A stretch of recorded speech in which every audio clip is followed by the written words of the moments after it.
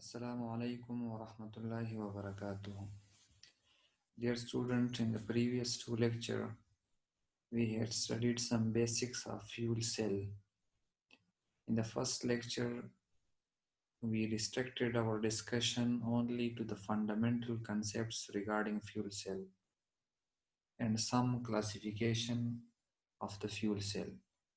In the second lecture, I tried to build a more firm foundation of the fuel cell, and we had discussed some types and some fundamental kinds of the fuel cell, that is alkaline fuel cell, phosphoric acid fuel cell, solid oxide fuel cell, and molten carbonate fuel cell, and ethanol fuel cell. And that classification was on the basis of a temperature range. That the temperature range started from 50 degree to more than 1000 degree. Today in this lecture, I will try to restrict my whole discussion to a particular kinds of fuel cell. But before that, I just want to remind you what we had discussed in the previous lecture in the fuel cell second lecture. These were the different kinds at low to medium temperature. And phosphoric acid fuel cell, we had discussed that it is the first cell which was commercialized, has a lot of uses, the basic principle, and some application we had studied. Then we switched to alkaline fuel cell, and alkaline fuel cell was used in the space mission, Gemini space mission in 1960. That was a project of NASA, successfully completed by using alkaline fuel cell. The main purpose were there. They had used alkaline fuel cell because the ratio between any turbine or internal combustion engine mass to the fuel cell was more than 500 to 5000 times, and that was the reason that it showed its authenticity and its high power and efficiency. Then I had just give you a brief introduction of the borohydride fuel cell, and then we studied some detail about proton exchange membrane fuel cell. Sometimes this is also called polymer membrane fuel cell. Now that is a different scenario, that we are switching from some medium that is acidic, basic, alkaline, or whatever they may be. We are switching to uh, another situation that we are not using any medium like that, but we are, instead of that medium, we are using a membrane, and that membrane have the ability to exchange the proton. And then direct methanol fuel cell. Now in today's discussion, our whole discussion will be restricted to methanol fuel cell. Okay, and then there was some high temperature fuel cell. If we have time, we will discuss these different types as well. And I had already shared the source of the fuel cell with you, that from where I'm taking these lectures. The books, chapters, research papers, I had shared all these papers with you, and that's are very helpful, particularly whenever you are using a research paper which is recently published in a prestigious journal, that are much more powerful than the one which was published long ago. It doesn't mean that the paper published long ago is not authentic. They are also authentic.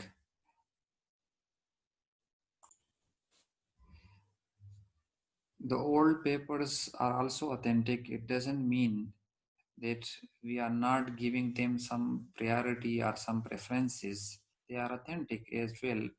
But in the current paper, in the recent papers, we have updated knowledge. For example, I'm giving you the examples. The papers those who are published before 2000s, you can find a few nanowires or nanosheets were there. But the one which is published in 2020 or 2019, they must have some more particular material which was synthesized in the form of nanowires or nanosheets. And the reason behind that is research is an ongoing project, it never stops.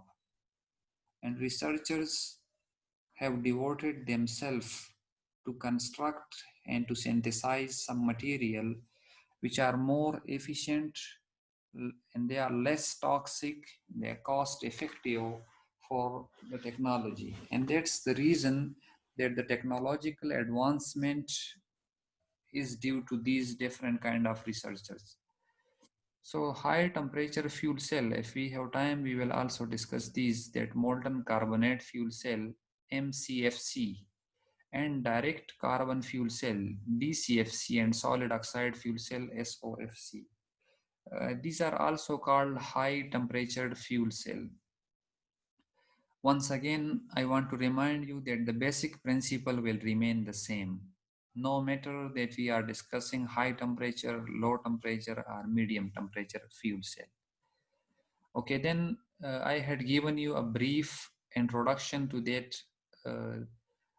fuel cell, batteries, and supercapacitors. And I told you that none of these can reach to the level of combustion engine if we just look to the specific power and also to the specific energy. And then we had discussed that basically Ragon plot, that it is specific power, specific energy versus specific power. They can tell us the criteria that you can see here that the batteries is sandwiched between fuel cell and supercapacitors. Some of the properties is related to the fuel cell and some is to the supercapacitors. So on one side, we need to have a high specific power like supercapacitor, but on other side, we need high specific energy like fuel cell. So it may be possible that in near future, we have a hybrid system of fuel cell and supercapacitor, which is much more powerful than combustion engine or gas turbines. It may also possible that the continuous ongoing improvement in the fuel cell may reach soon to the specific power of combustion engine. Or it may also possible that the supercapacitor have specific energy reach to that of combustion engine. So we have different opportunities. The doors are quite open and still there are a lot of way to go. So then we had already studied that why we are selecting a particular kind of fuels. So we have a criteria for that we are looking to the availability, to the cost, to the toxicity, calorific value, and there are so many other parameters. But if we just summarize all of them, so the most important one is that is it cost effective or not? The second one, is it environment friendly or not? And the third one, is it efficiency? And then we can just divide into different fragments that regarding its environment friendly. So either it is toxic or not. What is the effluents coming from it is toxic, hazardous or not? Now, the second is the cost one, then we can divide it to different stages, different fragments that either it is available or not. What about its degradation? What is the phases and all these? So these are the different parameters by which we can select a fuel. And then I told you that basically anything can be used as a fuel and it can be oxidized. We have gasoline, we have diesels, jet propellant, and so a lot many more. In the previous lecture, there is a detailed discussion about that. Okay, then we reach to this classification that there is a difference between alkaline fuel cell and solid oxide fuel cell. And you can see very clearly that if I just select here, I want to use a low temperature, then I must have to select here. But if I don't care about the temperature, then I can use here this kind of assembly. and that is a total complete assembly given over here, that at which temperature it work, lower temperature or higher temperature, what is anode, what is cathode, what are the fuels, and what is the electrolyte. So all these details are given over here. Okay, then summary of tolerance, and that summary of the fuel tolerance of different fuel cell types, uh, I had discussed, and I had given you the example that there are different MCL limits, maximum contamination limit, or maximum permissible limit for any toxic compounds in the environment. Particularly, those scientists who are working in environment sectors, they are know about these different values, that which element is toxic and what's the MCL limit for that toxic element. So same is the case, that if you are using alkaline fuel cell, so you have a low tolerance for carbon monoxide. But interestingly, when molten carbonate fuel cell you are using, so carbon monoxide is used as a fuel, because according to the definition of fuel, anything can be used as a fuel if it is going to oxidized. So that's very interesting. Then we had discussed that how the fuel is going to process. There are different stages, that how desulfurization occur, how reformers shift reactors, and then CO2 removal. And it's also very amazing that you have just desulfurized it and still you can use it as for solid oxide fuel cell or molten carbonate fuel cell. And then after that you can use it for phosphoric acid fuel cell. And then in the last one, when you remove carbon dioxide, so then you can use for alkaline fuel cell. So which simply indicated that alkaline fuel cell needs a high power fuel, while solid oxide do not require that much purity, they need alkaline fuel cell. Okay, then that's we left our discussion over here regarding thermodynamics, and I told you that basically it's very important to know about the Gibbs free energy and enthalpy and entropy of a chemical reactions. And basically we know that the Gibbs free energy, or the max available amount of energy for useful work, is given by minus nf e naught.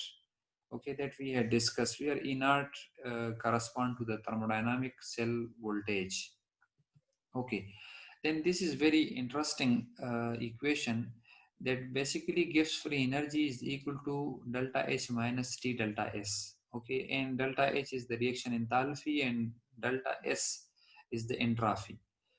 Now, it's not important that every time entropy of the system must be positive. Okay, it may be possible that entropy of the system may negative. Okay, let me give you an example. It's a general rule that entropy is going of the universe is going to increase. More simply, the randomness in the universe is going to increase, and it will reach to a maximum value, and then we call that a heat death of the universe. Okay, so when there will be no available energy for useful work, how is possible that delta S is negative for chemical reaction? Okay, let me give you the example of adsorption. If you are going to remove a particular kind of gaseous particle from the environment by using adsorption phenomena, so what you are doing, you are going to attract all these gaseous particles on a solid surface. So before adsorption, the randomness was increased. After adsorption, the randomness was decreased. So delta S giving you a negative value. Second example, whenever you are removing any kind of toxic metal from the water effluents, so you are using, let's suppose, carbon or carbonaceous material or carbon based material. So all these materials, they are attracting the heavy metals towards themselves, and then these heavy metals attached on the surface in a proper uniform way, or sometime in a random way, because we have different models for that how metals is going to arrange themselves on the surface of any adsorbent. It is adsorbent or biosorbent. So before attachment, the particles or the heavy metals were free. So the randomness having certain values, but after attachment on the surface of our adsorbent, the randomness get decreased. That is why we have a delta S negative value. So this happened sometime, and then we had discussed that efficiency, and that is thermodynamic maximum efficiency is the ratio of Gibbs free energy to the enthalpy of the chemical reaction. And we know that this Gibbs free energy is equal to delta H minus T delta S. So just putting its value. So when you put its value, then we have delta H over here, and delta H over delta H is equal to 1 and minus T delta S over H. So that is the enthalpy, the efficiency, thermodynamic efficiency definition given over here. Now it's very interesting that for most of the chemical reaction, entropy changes is negative, and that we had discussed that for most of the reactions. But the thermodynamic efficiency is less than 100%, and you can see that in the next table. However, in some reactions, the result is an increase in the disorder, that is a positive delta S, that is a formic acid and something like that. That's we are discussing for fuel cell. That is why we have that situation. What I had discussed before that, that is a situation in environment. Just to convince you by that concept that delta S may be positive, may be negative. And what are the situation that delta S change in entropy is positive, and what are the situation that change in entropy is negative.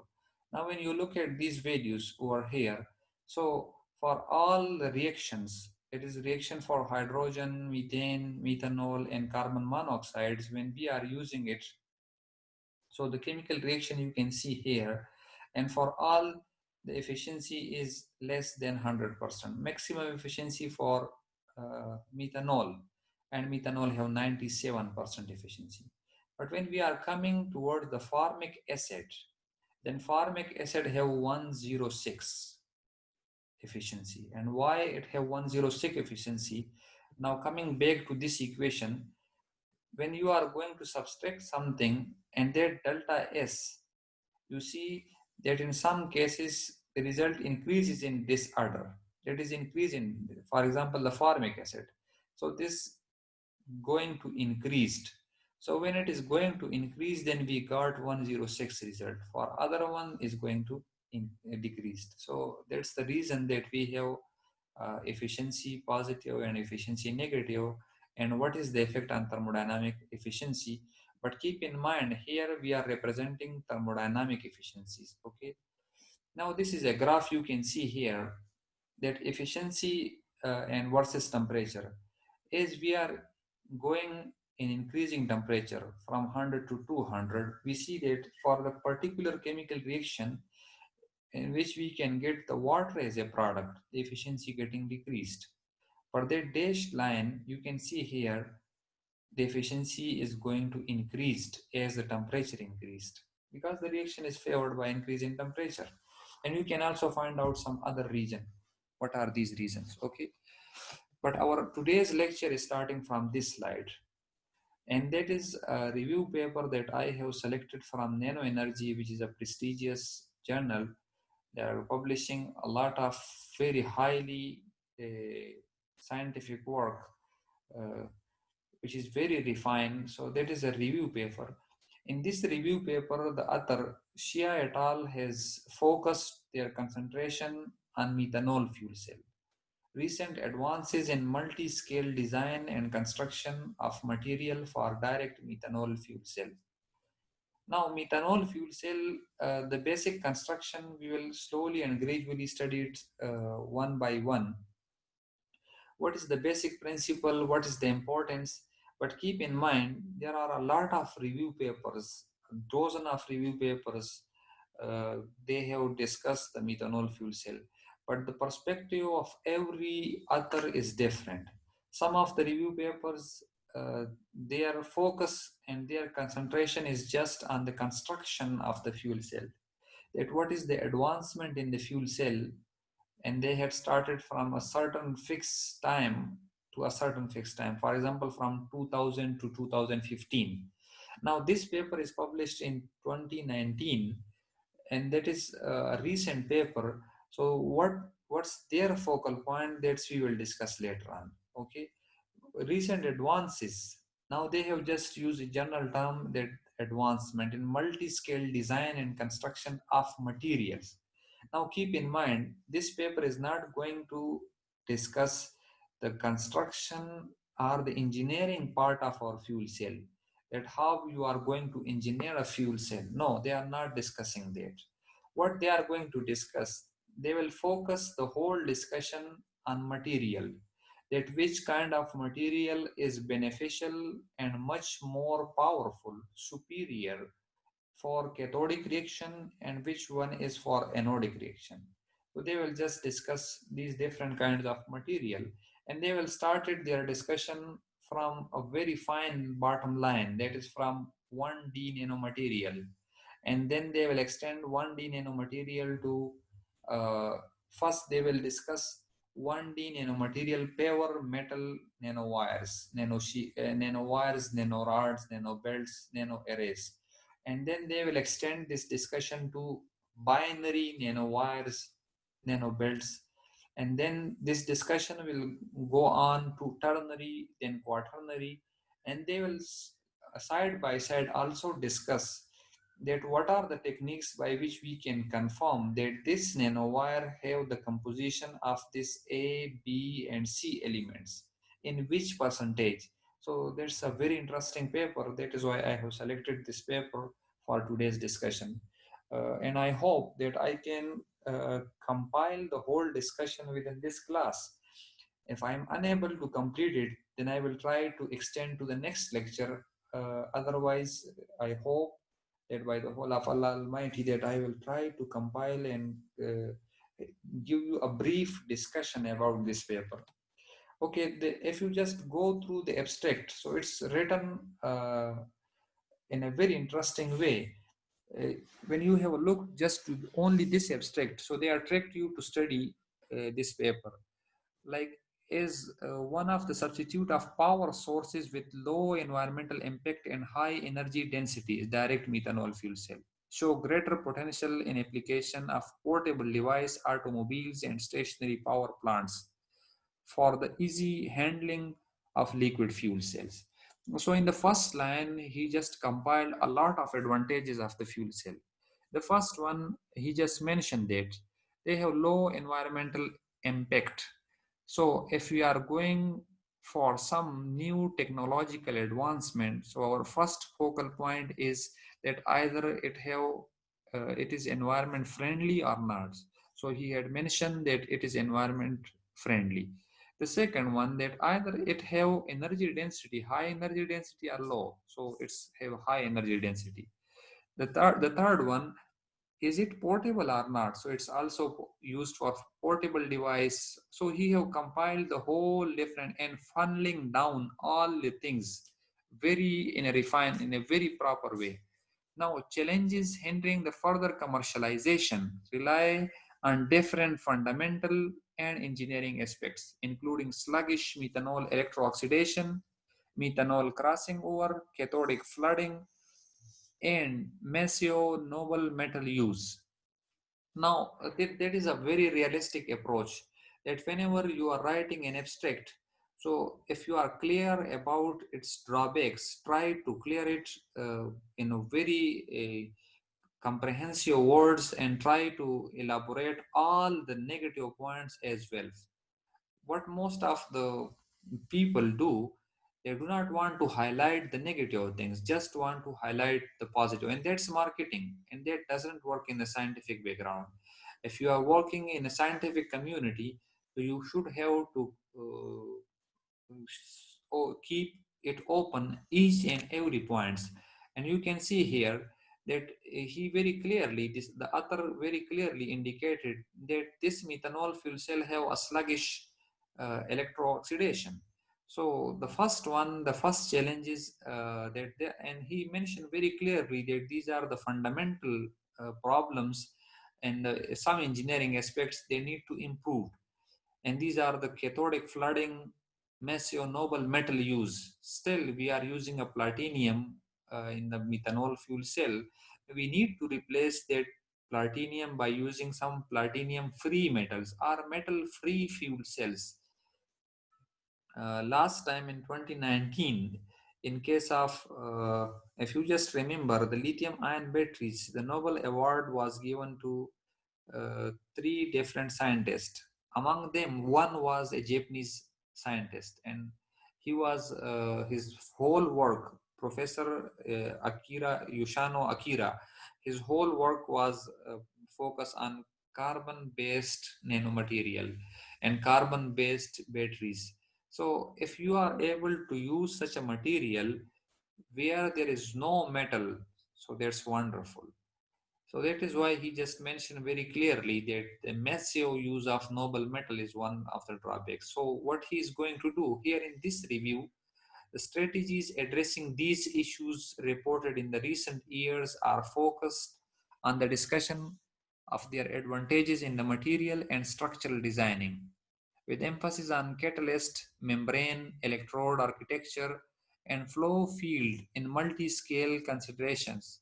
Now, different aspects in this paper he is going to address that what are the drawbacks of the heavy metals and what are the alternatives and what is the advancement, the most of the researchers' contribution in the particular field. So that's a very attractive.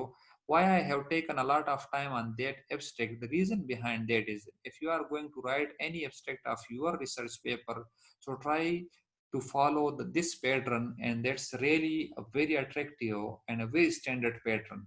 That first he had just give you a short introduction in just one line, and that one line indicates that this person have the complete knowledge of the fuel cell.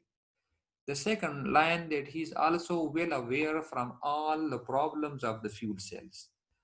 And the third one, he have the ability to give some suggestion or to critically analyze the different studies. So this is the way that how you are going to write an abstract.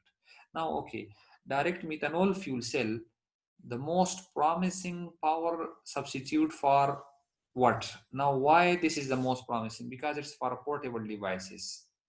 So if you just look at the alkaline fuel cell, phosphoric acid fuel cell, and some other fuel cells that we had discussed previously, so the main problem were there that they were not suitable for portable devices. So direct methanol fuel cell is suitable for portable devices. The second point that it is used for military applications and also small power range automobiles.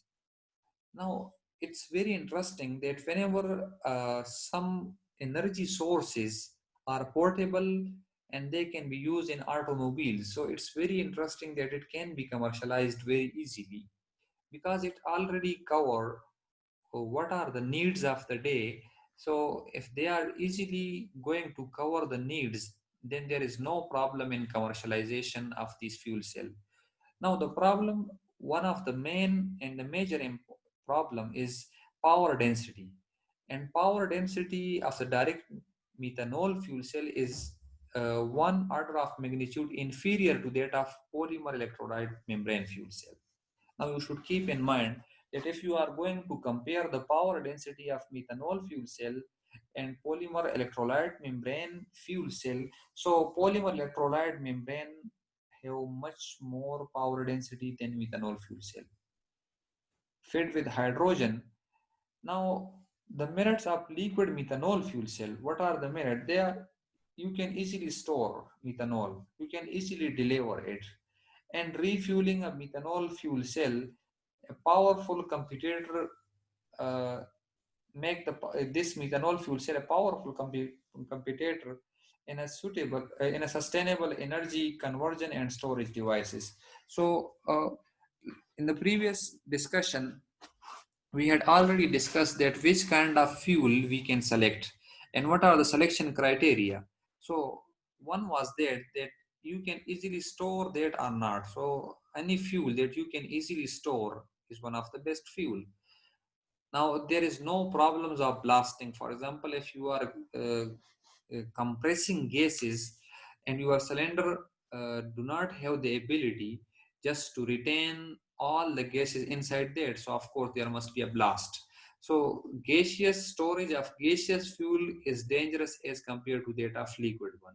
So just by keeping this point in your mind, you can easily classify and you can easily say that if you are going to compare alkaline fuel cell and methanol fuel cell, which one is more powerful and which one is more safe. So on the safety side, methanol fuel cell is more safer than that of hydrogen fuel cell. The reason is, on one side you are using a hydrogen cylinder, but here you are not using any cylinder. You are carrying that methanol, and that's very easy. Delivery is also very easy, and refueling is also very easy. And that's the reason that it's one of the powerful competitor in sustainable energy conversion and storage devices. And that point we had discussed that what is storage devices and what is conversion devices. If you just keep in mind that when we were discussed uh, super capacitor, fuel cell, and batteries, then at that moment I have discussed that things in details. Okay. Now, there is one statement that methanol acts a key role to relieve the energy and environmental crisis in the future. Now, that's a claim, and that's a big claim that, okay, that methanol, the environmental crisis and the energy crisis can be removed by using methanol. But that's claim a person, I cannot claim like that. Even not some other person can claim like this. Now, these were different scientific communities, and I had given you here the references that there are different groups. Like one has published a paper in Joule in 2018, and that's also powering the future with the liquids uh, sunshine. Now you can see here that this paper, CF Shi, he had published this paper. Then the other paper from a Korean scientist, J. Kim, and he had published on that in energy and environmental science. Then there is another paper, and that is Proceeding of National Academy of Sciences, USA. So it means that, and the third one is Agwanta, the chemical international edition. So it means that these are the more powerful research papers and from the research journals, because you know well aware from the Agwanta, which is one of the powerful journal. The second one is Proceeding of National Academy of Sciences, is also very powerful journal. So all these journals are not just so-called journals; these are very powerful journals. So whenever these different communities is going to claim something, so they are not going to claim. There is not a baseless claim. They have a lot of proofs, evidences, and witnesses for that. That why they are claiming that methanol acts as a key role to relieve the energy and environmental crisis, because we have today the whole world have energy crisis and also environmental crisis. Now there is no single human body which is suffering from the which is not going to suffer from the environmental and energy crisis. Energy crisis and environmental crisis, you hear from every day from different news channels, from different debates, discussions, that what will be the future. And in the first discussion, we had discussed that our food domain is going to double in near future, right after 15 to 20 years. A water domain and energy domain is going to double. So all these different domains are going to double. Then what will happen? Of course, the whole world is going to face a crisis, and that crisis is environmental crisis. Because when people are using different and they are establishing more and more industries, what will be the impact, environmental impact? Of course, they will releasing some toxic compounds and some hazardous gases that will pollute the whole environment.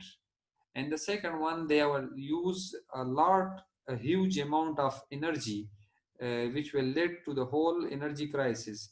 And in the previous discussion, I also mentioned that the whole world energy consumption is approximately 14 terawatt, And if we compare, divide by the whole population of the world, so it gives us a very interesting information.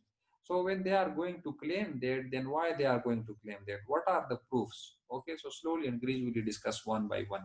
The first one, due to its high specific energy, they claim that they will solve, methanol is going to solve, or methanol is the solution. You can just simplify the whole statement, the whole claim like that methanol is a solution for environmental crisis, for energy crisis and environmental problems.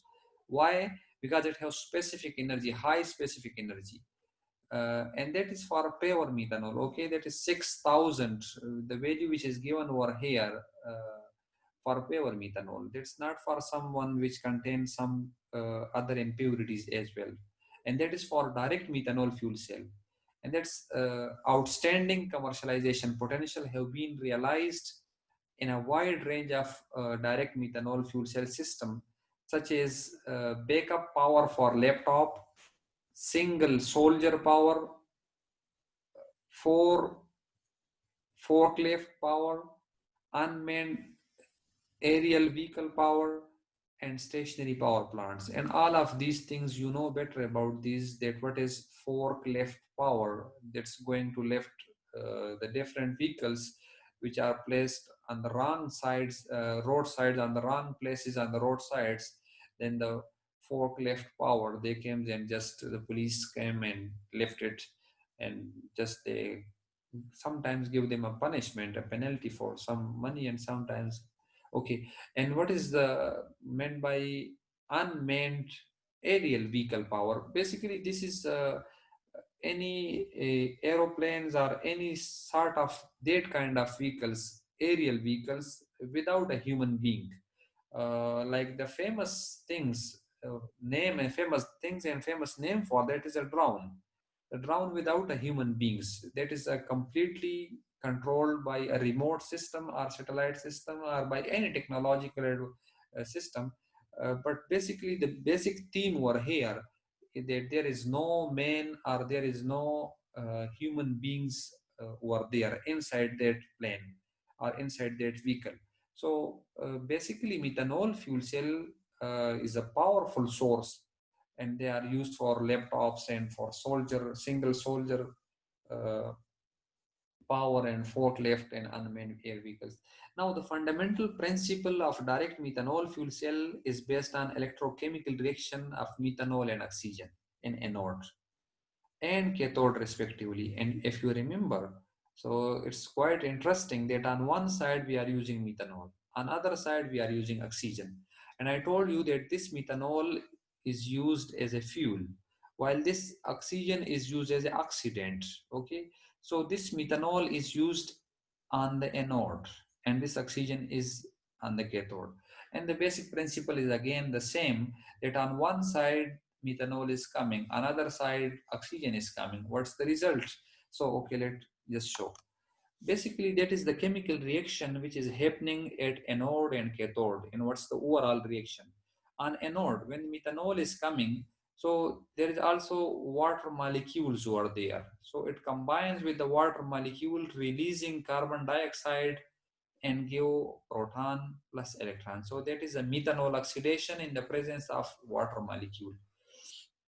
Now this proton is going to transfer from that anodic sides, anodic vicinity to the cathodic one.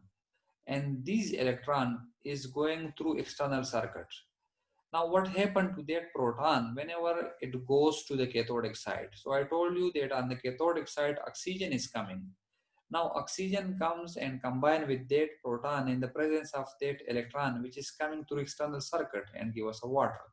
So our all reaction, our whole reaction is like this. Our byproduct is carbon dioxide and that is water. Now the thermodynamic potential of direct methanol fuel cell at 25 degrees centigrade is 1.21 volt. And the theoretical thermodynamic conversion efficiency of methanol through the above electrochemical process could reach to a high as 96.4%, okay, which is much superior to that of internal combustion engine constrained by a Carnot cycle. You know the efficiency of internal combustion engine and that of gas turbine, which is much more lower than this value. So this is a very high value. But you should keep in mind that it is at 25 degrees centigrade. Methanol should be, methanol should be pure. There will be no toxicity, no impurity in that methanol. Okay, so it show efficiency of 96.4%. So you should need to remember that value, and also this potential. The potential is 1.21 volt. Okay, and that is a theoretical thermodynamic conversion. Okay, the theoretical value. This efficiency is calculated on the basis of theoretical calculation. Okay. Now, here, this shows us a general scheme of the whole methanol formation. So you know how methanol is going to form in the environment. We have fossil fuel, biomass, and there is a solar energy. And then solar energy and then biomass is going to convert. And that is, if you just remember from your previous classes, that is methanol formation. If you remember by some bacteria and sometime by high heat, and there are different ways by which you can prepare methanol. Okay, and then solar, and then there is a carbon dioxide. Now this carbon dioxide is a product of that fuel cell, and that is a methanol fuel cell. Okay, then what happened, this carbon dioxide is captured by recycles and they are used for methanol formation. So there is a complete cycle over here. You can see here, solar energy is a renewable source. We don't need to just reproduce it and just to worry about that. No problem at all. Solar energy is used to convert our biomasses into methanol, or also convert that biomasses into fossil fuel. And that fossil fuel can also give us a product as a methanol. Keep in mind, this fossil fuel do not give us a pure methanol. There is a mixture of a lot of fuels. Among them, one is methanol. So that is a one way that you can go in this way, that biomass and then biomass to fossil fuel and fossil fuel to methanol. And then methanol is used in the fuel cell. The second one, solar energy is used to convert the biomass and degrade the biomass directly into methanol. So there is different ways. Now, basically that is just, I have taken from that paper the basic aim of our interest and what we are interested in this section, not in the above one. Now, on the anodic side, you are using methanol. Okay, so that is the methanol. Diagrammatically, it is shown over here. That methanol is coming and is going to convert into carbon dioxide and give proton and electron. Proton is going to transfer from this anodic side through proton exchange through this polymer electrode membrane.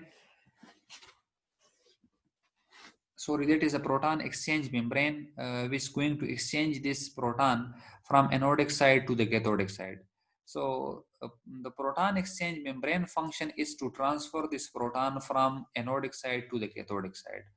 And what is on this anodic side?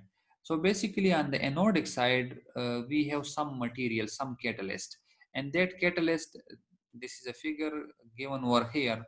That catalyst is made of certain metals. You can consider that it is like platinum, or it is like iridium, or it is platinum ruthenium mixture. It's a pure metal or it's alloy. Now when it is alloy, so it is a binary alloy, or it is a ternary alloy, or it's a quaternary alloy.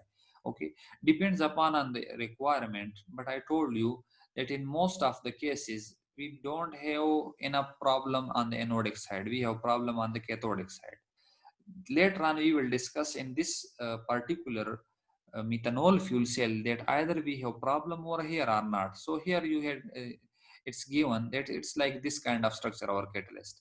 Now membrane is like this. It is a proton exchange membrane is like this.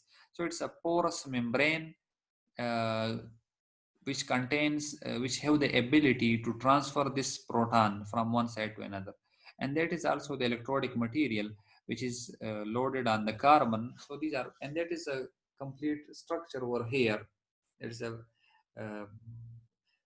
bipolar layer and anodic assembly, cathodic assembly, and that is metal electrode assemblies, and complete the whole given over here, that is a flow field. And you know that whenever we are fueling this fuel by methanol, it gives us carbon dioxide as a product. Okay, so one product is carbon dioxide.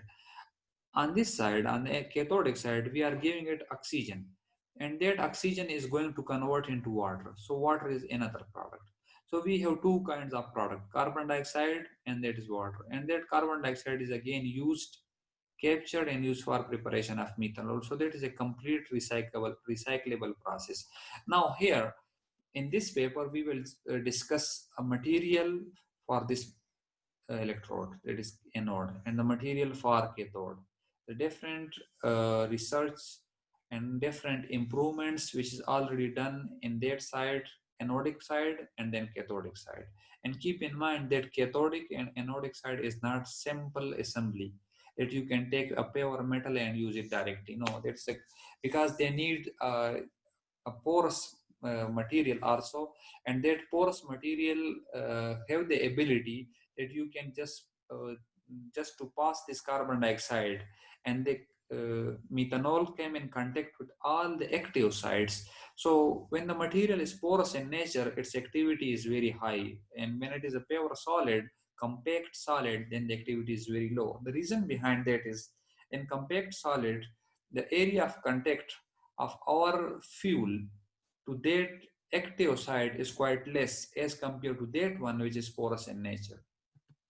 Okay, now due to the polarization loss derived from multiple resistance occur in the electrochemical processes. Now you should keep in mind that when you look at this electrodes and you look at this electrode, what's going to happen over here? So keep in mind we have just a very simple chemical reaction over here. Methanol is going to convert into carbon dioxide and here oxygen into water. Now during this, due to polarization loss derived from multiple resistances occur in the electrochemical process, the practical working potential for direct methanol fuel cell, that is single cell, is lower than the theoretical value. Uh, Theoretical value, we know that it's 94.6, but whenever we are going to practically implement that, then its value is much more lower than that. Why? Because of polarization loss, and that is due to multiple resistances. What are these? Now, firstly, the activation polarization loss. If you remember, I told you that basically every chemical reaction has 7 steps. And that 7 step, there was the first step that coming dragging the material, that was mass transfer step, dragging material from the bulk towards the electrodic surfaces, and then activation.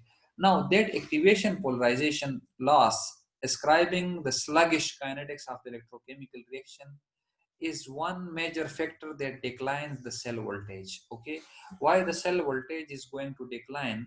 So the reason behind that is the cell voltage is going to decline because of its activation polarization, and it's a quite sluggish kinetics, a very slow kinetics, especially for anode methanol oxidation reaction, which is represented by MOR, methanol oxidation reaction, orders of magnitude slower electrochemical kinetics than that of hydrogen oxidation. And we know that if we are using a platinum, uh, then HOR reaction needs the potential for that was 0.00 volt, which means that the activation polarization loss is negligible or is almost zero, and the reaction is not sluggish one. That was a quite fast reaction. So if you are going to compare hydrogen fuel cell and methanol fuel cell just from anodic side, so the difference between anodic side in methanol fuel cell, that you are fueling over there just methanol, while in hydrogen you are giving them hydrogen. In case of methanol oxidation reaction, that's quite slower. The kinetic is very slow. What about HOR reaction, that hydrogen oxidation, that's very high, and they also that is the reason that whenever you are comparing that, so and upon comparison, HOR is fast and MOR is very slow. So they could render a significant performance loss of direct methanol fuel cell, especially compared to polymer uh, electrolyte membrane fuel cell or proton exchange membrane fuel cell fed with hydrogen in the anode, which simply means that if you have that PEMFCS, that PEMS, this kind of cells, the proton exchange membrane fuel cell, so if you are going to compare by fueling it with methanol and then you are going to fuel it by hydrogen, so fueling it by methanol, they will face a lower kinetics. While fueling it with the hydrogen, there is a fast kinetics. Okay, so here you just understand the one problem which is due to methanol fuel cell. Secondly, the ohmic polarization loss caused by the inner resistance of the electrode could be severe with the increase of current density. Now, as the current density increases, we know about this that there is an inner resistance of the electrodes. And that you have studied that there are three different kinds of losses. It is due to what we call ohmic losses or internal polarization losses. So that we had studied in particular the function of the fuel cell. Uh, but what about in this case that there is more inner resistances? Now, furthermore, polarization loss caused by a slow mass transport could be generated from the process of methanol transport at anode and oxygen transport at cathode.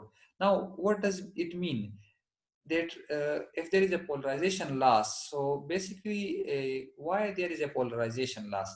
As I told you that this polarization loss is due to a low mass transport, and their low mass transport is the methanol is coming towards the electrode, toward the anode, and another side oxygen is coming towards the that of cathode.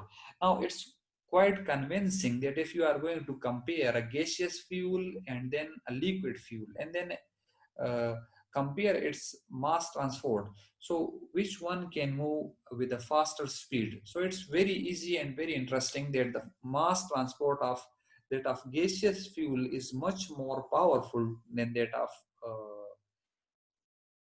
hydrogen one, but then that of methanol. Now, particularly due to the liquid anode fuel, if you remember, we are also using a water over there. So there is a liquid fuel, and liquid anode fuel, the extra water immigrated from anode to cathode through the membrane, combined with the water generated from ORR at cathode, would flood the cathode catalyst layer and seriously hamper the oxygen transport. Now that is the one problem. The second problem that you just observe over here, that there are different problems relating to that of methanol fuel cell. The first problem that you had studied over there, that there is activation polarization problem. The second one, that there is ohmic polarization loss, and there is also some other problem as well. Now, meanwhile, molecule of methanol can also penetrate through state of art perfluorinated sulfonic acid membrane to the cathode catalyst layer and then result in a mixed potential of methanol oxidation in the cathode. Now, such phenomena of methanol that is crossing over in the direct methanol fuel cell can seriously decreases the cell performance. That's a very serious issue regarding a methanol fuel cell, that methanol is going to cross in the membrane and go through that of cathode. So that's methanol movement through the membrane is also a serious issue. So, and that crossover problem, they decrease the performance, especially whenever you are going to feed a concentrated methanol solution, so typically 1 molar, and they reduce the energy efficiency of fuel cell system and complicate the fuel processor component with the extra concentration control unit. So which simply means that we need other caping agent or other controlling agent that they can control the movement of that methanol, or particularly our fuels, while we are using methanol fuel cell. Okay, to overcome the drawbacks of sluggish kinetics and crossing over, what we have to do? We know that there are basic two problems. That One is that methanol crossing over, and the second is the sluggish kinetics. So that is increased catalyst loading on both anode and cathode is implemented in most of the commercial membrane electrode assembly. Okay, keep in mind we will use MEA for membrane electrode assembly. Okay, now what's the solution? It's exactly the same. The analogy I will give you, that, that whenever you are suffering from some diseases and a physician is going to prescribe you some medicine, and you are not there going to get some relief from that particular infection or particular disease. So when you are going to visit the doctor, the physician second time, what he's going to suggest you, he's going to increase the dosage. Same is the case over here, that we have problems in the fuel cells and how to overcome the problem. So different researchers, different commercialized industries and different companies, what they think, they're just increasing the metal loading, that is the catalyst loading on both anodic and cathodic sides. So basically, what does it mean? It increases the cost of that device, energy devices, and caused massive use of noble metal. So that's a critical issue, because we know the scarcity of we know the level of heavy metals that are already very less in a smaller amount, and we need an environment which is free of metals, not full flooded of metals. So that's a serious issue regarding that, that we need to think about that. We need to use some sort of catalyst which are used in a minute amount, or which we can use, but these are not metals, they are metal free. So that's a critical issue, and they need to be addressed. Now, in the last 2 decades, the initial commercialization of direct methanol fuel cell has been greatly developed, with a system range from 25 to 1000 watt by a couple of companies, okay, such as Ultracell in the USA and Smart Fuel Cell in the Germany. Okay, so this gives you a general idea that methanol fuel cell, that's not a hypothetical cell, as most of the people think till now. In our community, that about methanol fuel cell, if you are discussing that, so they just leave their discussion just because they think that it may be something like which is not true.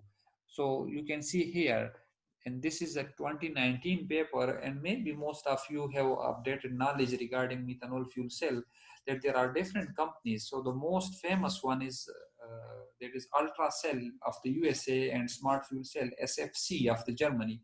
Now the structure of the typical methanol fuel cell stack assembly, with metal electrode assembly, membrane electrode assembly, gasket, bipolar plate, and other accessories schemed in. Okay, what are these? Basically, what we need, as I told you, that a single cell is not enough to get much efficiency of your desired requirement, your desired level is not possible.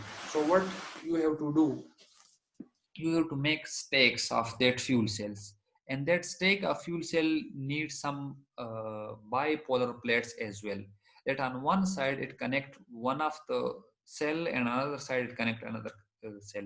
But these bipolar plates have the facility just to circulate the fuel, which is in the form of methanol, and also have to circulate carbon dioxide, which is coming out from their chemical reactions. Okay, and the gaskets and some accessory they are skimmed in combined. Okay, now here it's a typical structure of direct methanol fuel cell complete system, and you can see here, if I just started from that gas pump, and that is gasket, and that is metal electrode assembly, which is given here. Now you can see here, it's very easy that from this plate, that is air water separator, from here you can see till here, that's a different assemblies, different bipolar plates. You see here is a bipolar plate, so here is a bipolar plate. So but between a fuel cell is sandwiched between these bipolar plates. Then there is this blue color is a bipolar plate. Okay, so You have a carbon dioxide exhaust port, you have a radiator, you have methanol sensor, methanol tank, liquid pump. There are so many different accessories, but keep in mind the basic phenomena will be the same. These are just different stakes. Okay, beside the stake is the core component of direct methanol fuel cell, the pump, valves, radiator, sensor, pipeline, and electronic controller units are also critical to achieve an advanced system integrate with reduced weight and volume. When you have a lot of things like that, then what you have to do? You have to decrease its weight and also its volume, because for if you make it portable, particularly for laptops and for cell phones and for single person usage, so you need to decrease its weight. So typical specific power of energy at direct methanol fuel cell is 5 to 20 watt per kilogram and 300 to 700 watt per kilogram respectively. You can see the power and energy uh, relation over here, that for a typical, they had given a typical value for direct methanol fuel cell. If you just look at a specific power, so that is 5 to 20 watt per kilogram. And if you are going to find its energy, so that is 300 to 700 watt hour per kilogram. So the different values, which is competitive to the commercial lithium ion batteries. So is in the range of that lithium ion batteries. So further commercialization is still handled by ultra high cost. Now the cost is very high. How much is the cost? Is approximately 10,000 to 15,000 US dollar per kilowatt. And the second one is the insufficient reliability and the low energy efficiency, lower than that of polymer proton exchange membrane fuel cells. So there are some advantages and some disadvantages. Of course, whenever there is some disadvantages, it must accompanied by some disadvantages as well.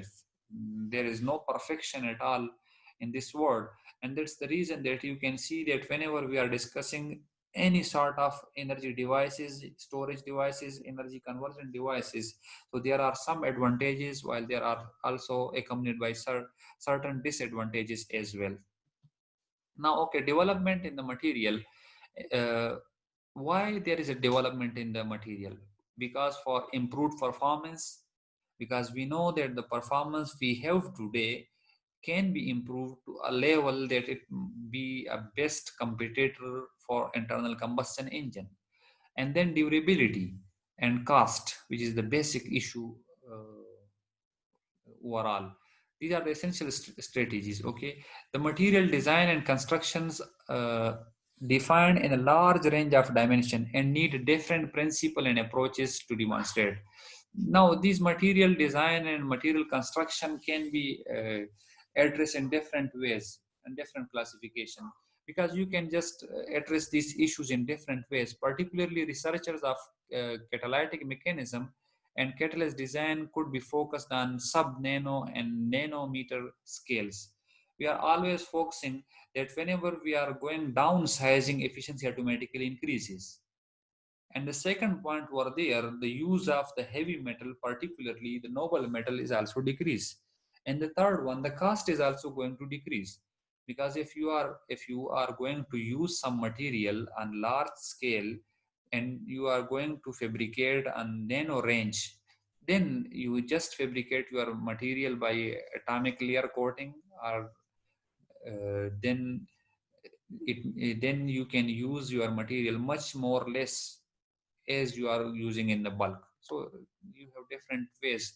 Now material design and fabrication on the basis of electrochemical process in multi-scale, that's basically the focus of this paper. That what are the different kinds of material that are used for the methanol fuel cells, and what are their efficiencies, and what's the ongoing improvement in the methanol fuel cells. Okay, now a complicated system involving electrochemical reaction, mass transport, and charge immigration. These are the three basic issues that you need to focus. The enhancement and balanced balance of different processes should be taken into consideration to understand the construction of electrode architecture in different dimension. But you should keep in mind that electrochemical reaction, you never neglect that. Mass transport, you cannot neglect. And there is a charge immigration, you also need to focus on that. You cannot just neglect these things. So whenever we are considering any sort of catalyst or any sort of material for methanol fuel cell, we should consider the electrochemical reaction happening over there. That which kind of electrochemical reaction is happening on the methanol fuel cell. The second point that we should also consider that what about the mass transport? If the catalyst is fabricated in such a way that it's not going to disrupt the mass transport, and the third one is the charge immigration. So these are the most important things. Now, okay, we are considering the first one is the platinum based alloys.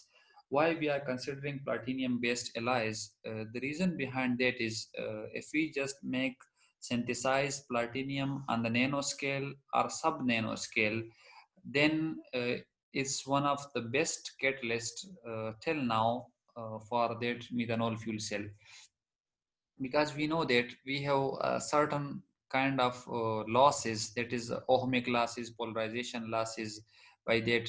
So in the sluggish kinetics, so for the most active electrocatalysts for methanol oxidation reaction uh, at lower temperature, and that is for particularly for any environment, we can also fabricate some other material like palladium, like some others. But unfortunately, these material are not stable in basic environment, in acidic environment. And platinum is still, platinum and platinum based alloys are still stable in the acidic environment. So they are much more powerful than others. Okay, so we have certain steps that what happened. Now, if you look at this reaction, first methanol is going to attach on the platinum surface, and they just one proton just releases one proton. That proton is going to transfer from anodic side to the cathodic, while electron is going to transfer through external circuit. Now keep in mind that this initial oxidation rate on the surface, that is a clinky clean platinum, is very fast. It's not slow. But however, when this reaction proceeds, like there is a second platinum, you can just see here that it's already attached, this platinum attached with this methanol, and just snatch away one hydrogen, proton and electron. Now this intermediate species, which is represented by this star, with the platinum is attracted by another platinum, and that platinum also snatch away another proton and electron from that, and releases proton and hydrogen, and proton and electron, sorry. Then there is another platinum which also play the same role for that. So these different, till here, till third step, that the basic role of platinum is to snatch away the proton and electron from methanol step by step. So till now there is 3 hydrogen and 3 electron removed from there. And these 3 hydrogen and electron were replaced by platinum. So that's why here is platinum 3 COH star. Now when it comes, then in the next step, this platinum 3 COH is converted into single platinum and carbon monoxide reactive species to platinum, and their release of one hydrogen. So, okay, if we just classify this, so till here, there is no changes. There is only a single change, that platinum is going to remove hydrogen in the form of proton and electron, and that is called initial oxidation. That is oxidation of methanol, and that's quite fast. Then what's the next step? In the next step, that's the platinum. They are going to combine with the water and form platinum metal. If it is in the form of any metal, this M represent any other metal than platinum, and there is a hydroxyl group. and releases hydrogen and electron. And we know that there is a water molecule, and that water molecule is going to split into two fragments. That is a hydroxyl one, and that is a proton. Now, this species, which contain a hydroxyl one, and the previous species which contain carbonyl, or you can say carbon monoxide, these two are going to combine in such a fashion that the platinum is released and platinum metal alloys release, carbon dioxide is released. That is a complete reaction. Now you see here that there are some intermediates, they have strong binding strength with the platinum, like there is a carbon monoxide. Okay, so carbon monoxide has strong binding tendency, and whenever they accumulate, and they eventually poison the platinum catalyst and causes, that is a methanol oxidation reaction, current decay very rapidly. So therefore the electro-oxidation reaction of methanol and the platinum catalyst is self-toxic reaction. Why we call this a self-toxic reaction? The reason behind this is the reaction is started by platinum catalyst, and platinum is intoxicated by itself. So that is why it's called self-toxic reaction. And you see here that the different experiments show that when the potential is lower than 0.5 volt, intermediates such as carbon monoxide accumulate rapidly on the surface of platinum. Okay, so then what we have to do, we have to just remove that carbon monoxide.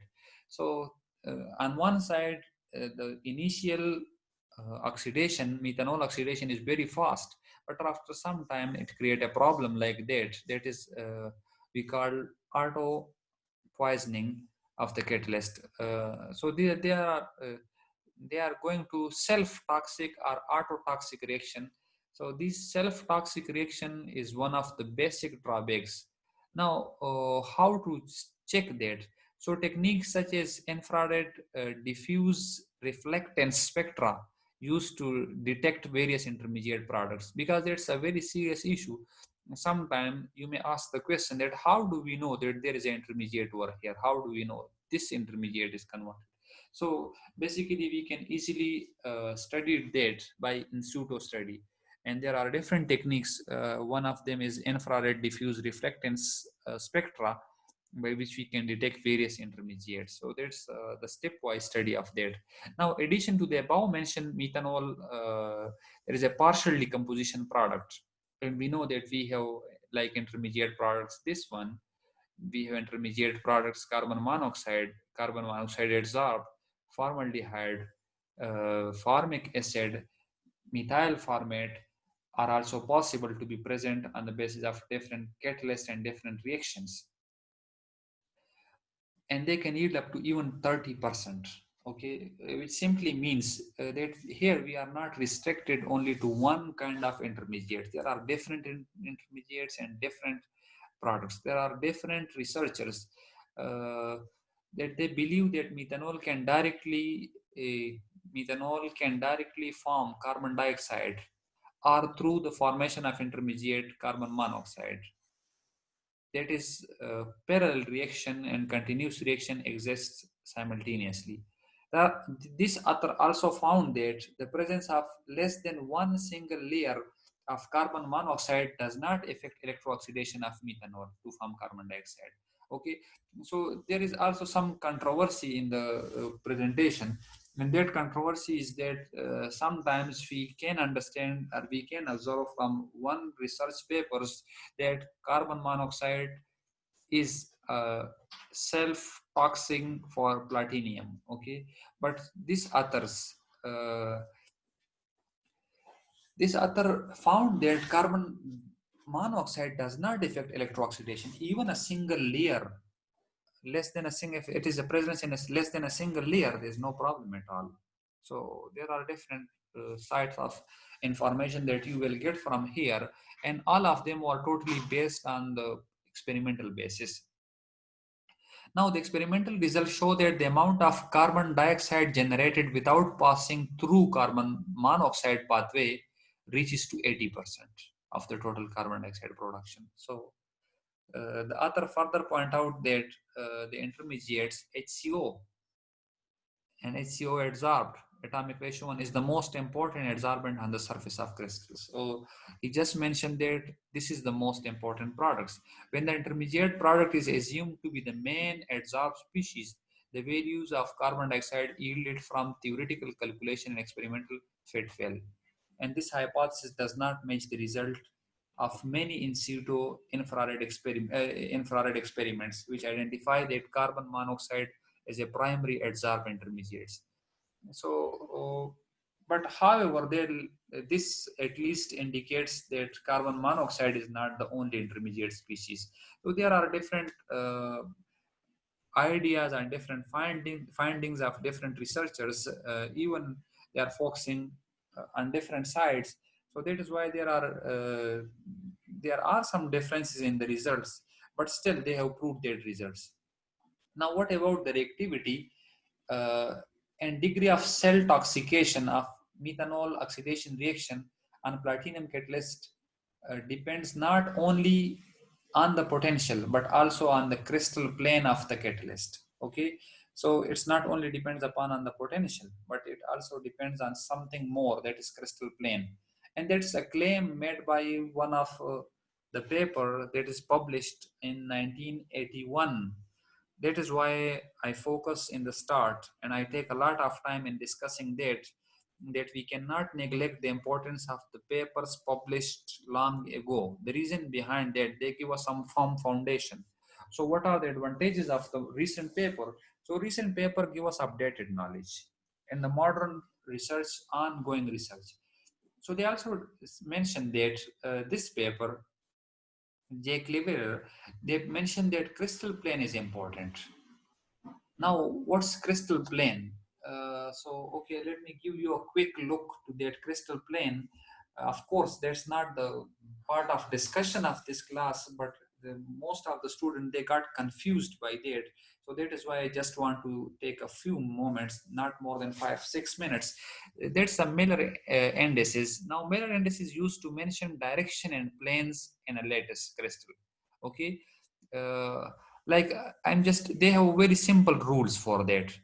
The crystal plane, you are going to just mention that if these are the z-axis, this is the y-axis, and these are the x-axis. Now keep in mind, there are different sides. Like this is one that is equal to a, and that is another one equal to a, and the third one is equal to a. So which simply means uh, that if this is a line that is x-axis and the intersection, the plane intersect this x-axis at point A. Here, uh, this plane, this one, this intersect the y-axis on the point A. And if you take the z-axis, so z-axis is intersected by this plane at point A. Okay, so that's a very general discussion. So now this is our under consideration. Okay, now if we take this front, the shaded one in this image, so you can easily understand that this plane intersect only x-axis. It do not intersect y because it is parallel to y-axis, and it is parallel to z-axis. So it simply intersect x-axis. So it intersect x-axis at A. So I have written these values will be written in the order of x, y, and z. So x is intersected at A, so A is written. Then y 0 and z 0. Okay, so that is the first rule. So now it is 1 0 0, but x is equal, but it is exactly parallel to z-axis and y-axis. So these two are free from the intersection, but concentration intercept at infinity. But considering intercept at infinity, for this case, the intercept is a infinity and infinity. Let's you consider that this plane is going to intersect the y-axis at infinity. So it is a infinity and infinity. Okay, then we have another rules. That was the first step. Okay, the first step that we have to find out that at which point the plane is going to intersect x, y, and z axis. So x axis is going to intersect at A. y at infinity and z at infinity. So these are a different intersection. The second step is the specification of the intercept in fractional coordinates. The fractional coordinate can be obtained by dividing it on the cell dimension. Considering the case of xyz in the cube is a cross b cross c. So dimension is x by a, y by b, and z by c. That is x by a. Okay, that's not xa. That's a mistake over here. Okay, let me correct this. That is x divided by a, y divided by b, and z divided by c. You just divide that. You just divide each and every sides by every dimension. Okay, so these are the fractional coordinates now. Now we have a fractional intercept, that is a by a, because we have our plane is going to intersect the x-axis at a. So we have a divided by a, and they intersect the y-axis at point infinity. So infinity is going to divide by a, because we know that it's all different sides are equal, a b c. So all these sides are a. So that is why it's going to divide by a, and that is divided by a. So it means we have got this one, infinity and infinity. Okay. Now the last and the final step is making the reciprocal of the fractional intercept. We are going to make the reciprocal. So if I'm going to make the reciprocal of this one, what will be the reciprocal? Is again 1. If I make the reciprocal of that infinity, it will be 0. And if I make the reciprocal of this infinity, it is 0. So this is called 1, 0, 0 plane. Now I'm sure that you understand that this plane is 1, 0 and 0. This is 1, 0, 0 plane. Before that, maybe a lot of students understand that, but just from this discussion, it's very clear now that you can easily understand that what is meant by 1, 0, 0. Okay, let's just move forward and understand another one. Now for symmetric, if I'm going to just discuss this plane, okay, this plane. Now I told you that we are going to write down in the form of x, y, and z. Okay, so is it going to intersect the x-axis? No, it's not going to intersect. It means it will intersect at infinity. Okay, now what about y? It will intersect y at infinity as well. And what about z? Is going to intersect at point a, because we know the point of intersection is a.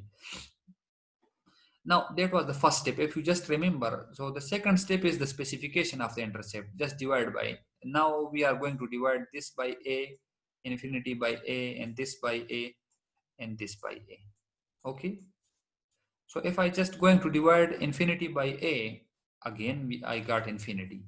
Okay, and if I going to divide, so infinity, infinity, and the third one is 1. Now we are going to take the reciprocal. That is the last and final step. So reciprocal is 0, and this reciprocal is 0, and the reciprocal is 1. So this surface is 0, 0, 1. Okay, it's very interesting if you really understand that. Now I'm just taking this surface. Now when I'm taking this surface, so now you know that we are going to write the whole format in the form of x, y, and z. Okay, this plane is not going to intersect x-axis.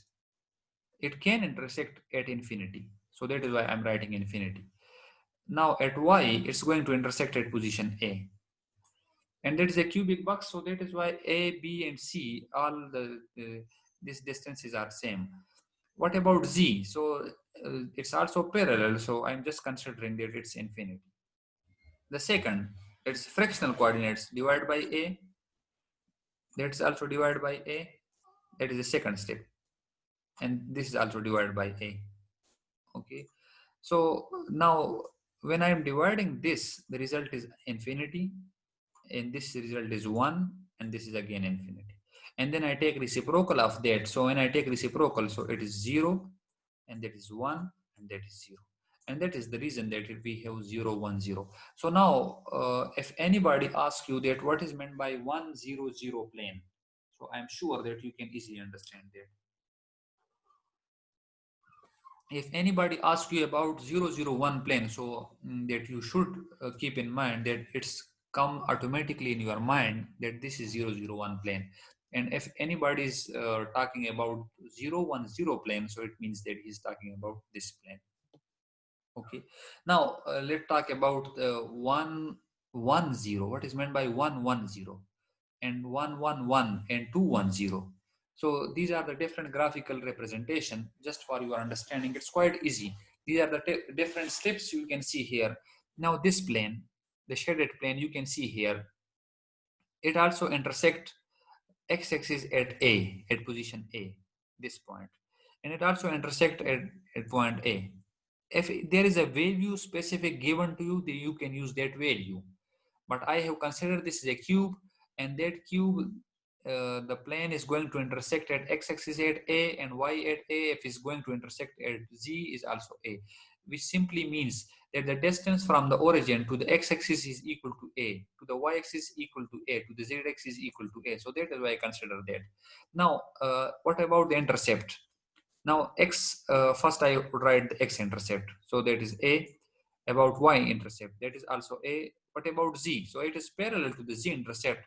It may just intersect it at infinity. Now, fractional intercepts. So what I have to do? Just divide by A, and this is going to divide by A, and this is going to divide by A. So this will give us the result of 1. This is give a result of 1, and this give us the infinity. Now take the inverse of that. So that is 1, 1, and 0. Now maybe you have some question in your mind. If you have any question, you can ask me anytime. Now that is the next one. Now this plane also connect x, y, and z equal. So intercept are a, and a. Now fractional intercept divided by a, so 1, 1, 1. So that is 1, 1, 1 facet. Now if anybody is going to discuss 1, 1, 1 facet in any paper, you came across this 1, 1, 0 facet, 1, 1, 1 facet, or 1, 1, 0 facet, you should not confuse yourself. So automatically this figure should become in your mind. What about this one? Now, when you look at here about x-axis, so it's going to intersect the x point not exactly at A. It is half of A, so it is 1 or 2A. What about at y position? At y position is going to intersect at A. So I have written here A, okay? And z is parallel to z, so in infinity. Now, dividing by A, fractional intercept. This is divided by A, and this is divided by A. All of the values divided by A. So 1 over 2, 1, and infinity. And take reciprocal of that. So 1 over 2 is 2, 1, and 0. So 2, 1, 0. And I hope that you can understand it and beneficial for all of you. Now, whenever we are discussing this slide, you can understand now that at room temperature, when the potential is almost, okay, when the potential is 0.5 volt, okay, and temperature is room temperature, the product on 100 facet, now this is very important that you understand, is almost carbon monoxide, okay, while if you are using 111 facet, reaction rate is very slow and a small amount of carbon dioxide can be found. Now you can understand what is the difference between 110 111 facet and what is the relation of the intermediates. So the experimental result indicate that high initial methanol oxidation rate and rapid accumulation of carbon monoxide on platinum 100 result rapid degradation of the reaction. Okay. The catalyst has poor anti-poisoning ability because of that 100 facet. And CO adsorb need a high over potential to oxidize and remove.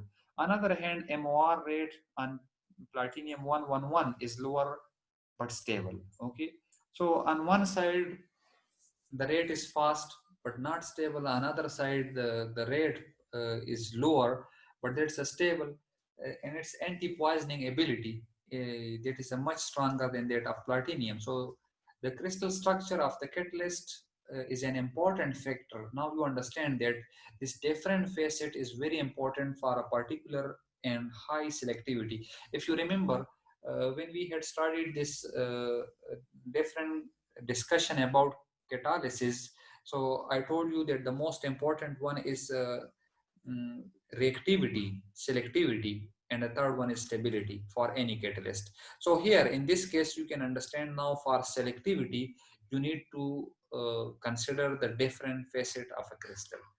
Okay. Okay. Oh, sorry. Then it's generally considered that it's necessary to maintain a high platinum, that is 111 facet crystal plane. It's very important. It's generally just considered that, which is beneficial to improve the anti-poisoning ability. So if there is any question regarding that how to improve the anti-poisoning ability, so just by creating, just by preparing some platinum which have dominate these surfaces, and we have different techniques by which we can prepare that kind of material in which one facet is dominant on other sides. Okay, now the result of Cleverer indicate that the order of MOR reactivity on platinum in acidic medium is that MOR is very fast in this case, and then 110, then 111, and then platinum 100, and then you can see this order, and that all order is given in the alkaline medium. Okay, not in the acidic medium. Okay, the catalyst particle size is also very important, and that particle size, that is also long ago. That was a paper published in 1998, and that is published by Mukherjee, and he just mentioned the particle size because we have just studied that facet is very important for a chemical reaction that is influencing MOR reaction. That is our focal reaction in today's discussion. But the second point, that beyond that, we have already mentioned that there is another very important factor, and that is also particle size. So for nanoparticle, if the size is a 5 nanometer, electrochemical surface area as well as the absorption strength of hydroxyl carbon monoxide both increases when the size of nanoparticle decreases. And we know that when the size increases, chemical reactivity increases, which is not helpful for CO removal, because when you are decreasing the size, so then this reactive species are activated species, and that is CO activated species, their absorption increases. So then how there is no question regarding its removal. So, but there are some inconsistencies in the current literature, as I told you before. This is very important. You should note that.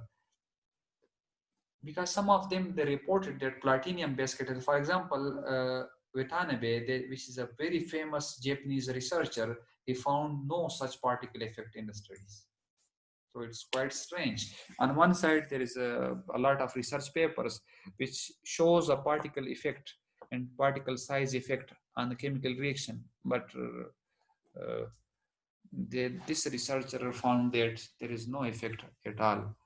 And that's the paper is also given here. It's a very stable, and interestingly, all those paper who mentioned that the particle size effect is also published in Journal of Electroanalytical Chemistry, and those who mention that there is no particle effect is also published in the Journal of Electroanalytical Chemistry. Okay, now at present, widely acceptable methanol electrocatalytic mechanism is a dual function mechanism. How we can see is a dual function mechanism. So that is two active centers. How we can say the first one, the platinum active sites forming carbon monoxide adsorption through methanol, and CH bond activation. Okay, so finally then we need first this kind of material that just releases hydrogen, hydrogen, hydrogen. And we also need an active site which just bind the carbon monoxide. Okay, so we need this. Now this, what the metal, and that kind of catalyst is called a bifunctional catalyst. Bifunctional catalyst, they can also release this proton and electron and bind with that of carbon, but they also bind with that of carbon monoxide. First they bind with methanol, and then they can bind with that of carbon monoxide. So we need a bifunctional catalyst. And what's the final result? The final result is just production of that carbon dioxide, nothing else. Now the M component mentioned above is not only to promote the adsorption, what is mentioned here is not only to promote the adsorption and dissociation of water directly, affecting, but also modify the electronic properties of platinum through electronic interaction, which indirectly affect the absorption and removal of methanol. So that's very important to mention that. Okay, so that is the first one, that we need a catalyst like this. They can give us a proton. The second one, we also need a material, an alloy, which have the ability to bind with that of water and release the proton and bind with that of hydroxide, because that is one of the important reaction over here. Okay, so there are the type of intermediate products which we are going to uh, receive in the chemical reaction. It's related to the type of catalyst and the reaction condition. Keep in mind that the intermediates produced during a chemical reaction, they totally depends on the two different things. One is the catalyst. So every catalyst can give us different intermediates. The second point you should keep in mind, the catalytic reacting conditions, temperature, pressure, environmental conditions. So these are also very important. You should keep in mind. Sometimes you can just receive carbon monoxide, formaldehyde, and some other products, but in some cases you can directly get formic acid and like that, carbon dioxide. So the intermediate product is totally dependent, and the reaction mechanism, they are totally dependent on the catalyst and the reaction conditions. Okay, so this is important. Now, so MOR mainly involve the first thing, adsorption of methanol molecules and gradual deprotonation of carbon containing intermediates. That is the first step. The second one is the oxidative removal of the above containing carbon intermediate with the precipitation of oxygen containing intermediates. And the third one is the product transfer, it's including ion transfer within the catalyst. Okay, and graphically is shown here.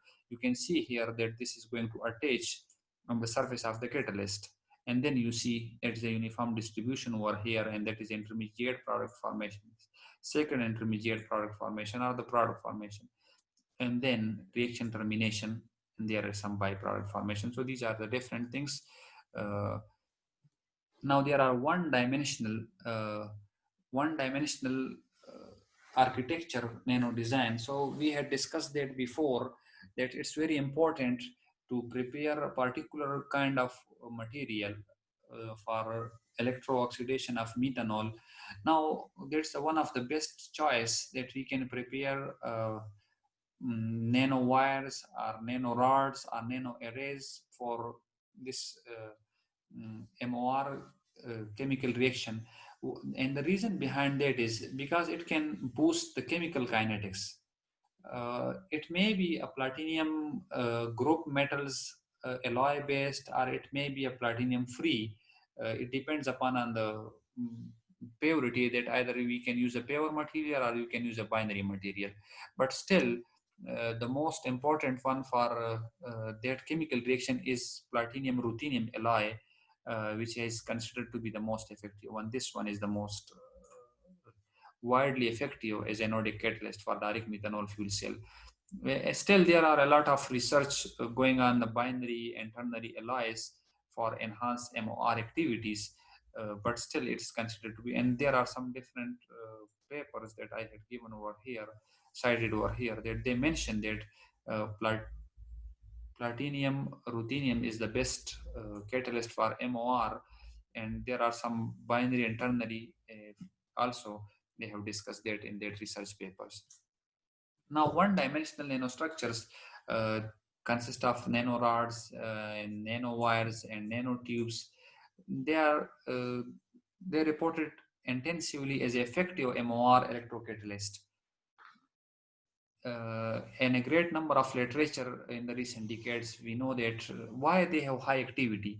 So they have high activity due to different reasons. The first one, in the case of reaction kinetics, so they fast reaction rate, because they active sites and the facets, and they possess highly stressed uncoordinated surface that deliver reaction sites. And the second one, the corrosion and agglomeration, there is no chances for that, and absence of carbon supported. And the third one, but that is not the last one, it's a porous channel. So when it is a porous channel, so all the active sites can easily come in contact with our fuels, So that's the reason that we can easily use it. That's the reason that it have a very high activity, and very high activity of that of MOR chemical reaction. Okay, and when it is a porous, so the porosity also give us another advantage for mass transport, because we know that there are different problems that we had studied from very start and from very beginning. That the first one is a sluggish kinetics. If you just remember, regarding MOR chemical reaction, methanol oxidation reaction, the sluggish kinetics was the first issue, and the second was poisoning of the catalyst, and the third one. That is a mass transport.